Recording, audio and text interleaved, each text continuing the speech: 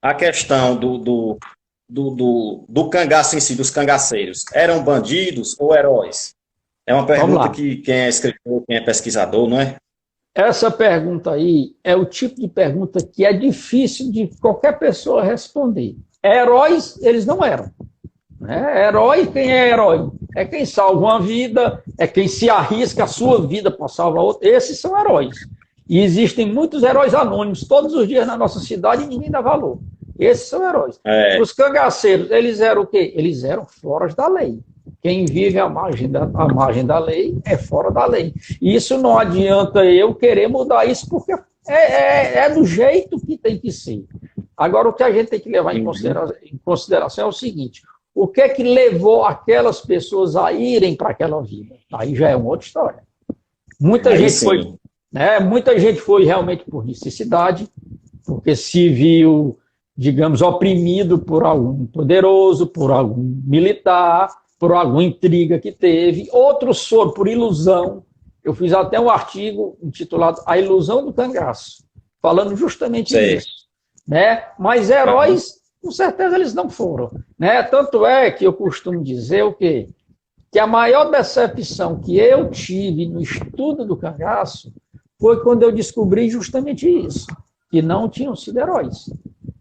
Isso aí, infelizmente, é uma realidade. Né? Eles viveram à margem da lei, sofreram, como se diz popularmente, o pão que o diabo amassou, porque se eu tive o privilégio de ouvir deles coisas que eles não contavam nem para as famílias.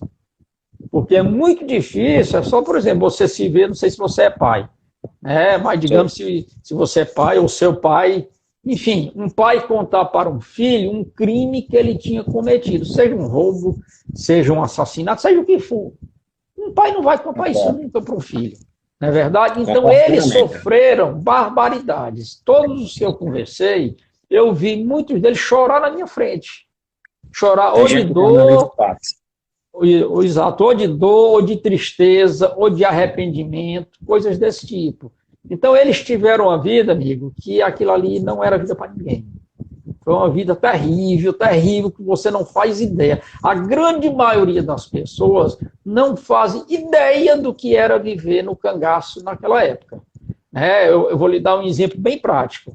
Hoje em dia, tem a missa lá em Angico, que muita gente que nunca andou no sertão faz aquela caminhada de 800 metros, aproximadamente, ali do rio até o Angico. E a pessoa chega lá morrendo, passando mal, para andar 800 metros. Imagine passar dias, semanas, meses, anos, levando sol, levando chuva, com medo de levar um tiro, vendo os amigos morrer, tendo que matar também, que era o cangaço, a gente tem que ter em mente, que era uma guerra. E numa guerra, barbaridades são cometidas.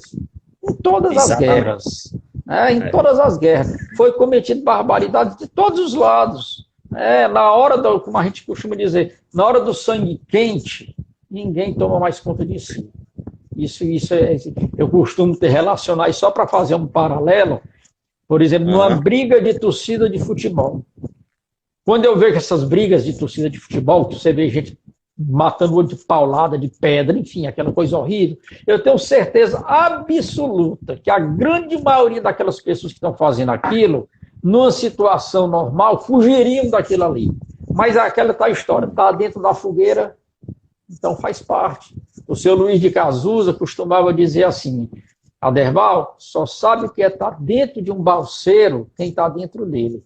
E é verdade. Só sabe o que eles fizeram ali e os motivos, tanto cangaceiro como volantes. Quando você estava dentro daquele negócio, que aquilo era um caldeirão. Qualquer motivo era motivo para uma morte, para uma guerra, enfim. Não era fácil, não. Eu não queria ter sido nem cangaceiro, nem volante, nem coiteiro, nenhum dos três.